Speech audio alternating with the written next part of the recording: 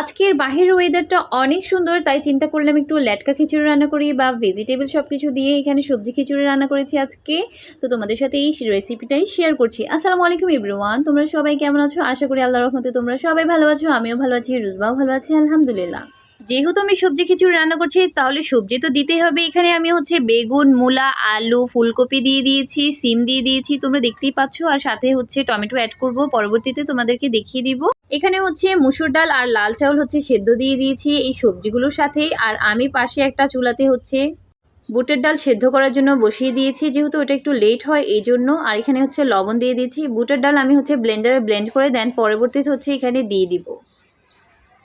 আপনারা আপনাদের স্বাদ মতো লবণ দিয়ে বসিয়ে দিবেন। এরপরে একটু তেল দিয়ে দিয়েছি। আপনারা চাইলে পরবর্তীতেও তেল দিতে পারবেন, এটাকে স্কিপ করতে পারেন, বাগারের সময় তেল দিলেই হয়ে যাবে। আর এখানে আমি তেল দেওয়ার পর আদা রসুন জিরে বাটা পরিমাণ মতো দিয়ে দিয়েছি। এরপর রান্নার মাঝে আমার শাশুড়ি আম্মু পেঁয়াজ কুচি দিয়ে দিয়েছে, এই তো তোমাদেরকে একটু দেখিয়ে দিচ্ছি। ইভেন মরিচও দিয়ে দিয়েছে। কাঁচামরিচ দিলে একটু ফ্লেভারটাই আলাদা আসে। এরপর এভাবে ঢেকে ঢেকে একটু সেদ্ধ করে নিব। কিছুক্ষণ সেদ্ধ করার পর বুটের ডালটা ব্লেন্ড করে এখানে দিয়ে দিয়েছি। তোমরা দেখতেই পাচ্ছ কালারটা একদম চেঞ্জ হয়ে এসেছে, দেখতে কত সুন্দর লাগছে তাই না? এখন আমি হলুদের গুঁড়ো দিয়ে দিচ্ছি পরিমাণ মতো। তোমরা তোমাদের পরিমাণ মতো হলুদের গুঁড়ো দিয়ে দিও, কালারটা অনেক সুন্দর লাগবে, দেখতেও অনেক ভালো লাগবে। এর মধ্যে আমি আবার টমেটো দিয়ে দিয়েছিলাম, তা ভিডিওতে ভালোভাবে নিতে পারিনি। এই তো টমেটোটাও সিদ্ধ হয়ে আসতেছে। আর মাঝে মাঝে অবশ্যই নেড়ে চেড়ে দিতে হবে, কারণ নেড়ে চেড়ে না দিলে নিচে লেগে যাওয়ার সম্ভাবনা থাকবে, সেজন্য। দেখতেই পাচ্ছ কত সুন্দর লাগছে, কতটা মানে কালারফুল এসেছে। তারপর এভাবে নাড়াচাড়া করতে করতে এই তো ঘনত্বটা তৈরি হয়ে যাবে। তোমরা তো দেখতেই পাচ্ছ কত সুন্দরভাবে ঘন ঘন হয়ে আসছে, আর সবজিটাও একদম নরম হয়ে গিয়েছে।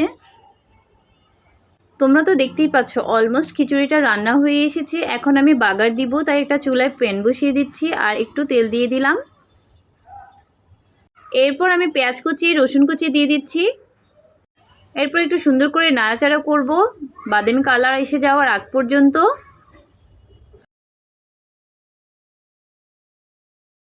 এখন আমি জিরার গুঁড়ো দিয়ে দিয়েছি, টালা জিরা দিয়েছি, অনেক সুন্দর একটা স্মেল আসে আর খাবার কে করে তোলে সুস্বাদু আরও বেশি মজাদার।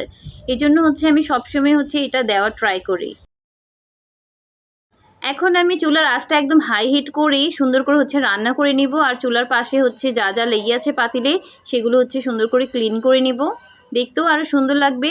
আর অনেক সুন্দর একটা স্মেল এসেছে, কি আর বলবো। একটু লবণ লাগবে, তাই আমি লবণ দিয়ে দিচ্ছি। তোমরা তো দেখতেই পাচ্ছ লবণের পরিমাণটা আমি কতগুলো দিয়েছি। যদিও আমি রান্নার অনেক আগে লবণটা একটু কম দিয়েছি, আর এটাই করা উচিত সব সময়। এই তো টেস্ট করে দেখছিলাম, কি যে মজা হয়েছে। এরপর রান্না শেষ না হতেই আমি একটা প্লেটে সুন্দর করে পরিবেশন করে নিয়েছি, আর একটা মজু নিয়ে নিয়েছি। আমার তো অনেক বেশি পছন্দ, তোমরা তো জানোই মজু আমার খেতে অনেক বেশি ভালো লাগে। তো আজকের সবজি খিচুড়িটা তোমাদের কার কার কাছে অনেক বেশি সহজ লেগেছে এবং ভালো লেগেছে, অবশ্যই লাইক কমেন্ট অ্যান্ড ফলো দিয়ে আমার পেজের পাশে থাকবে। আজকের মতো এখানে বিদায় নিচ্ছি।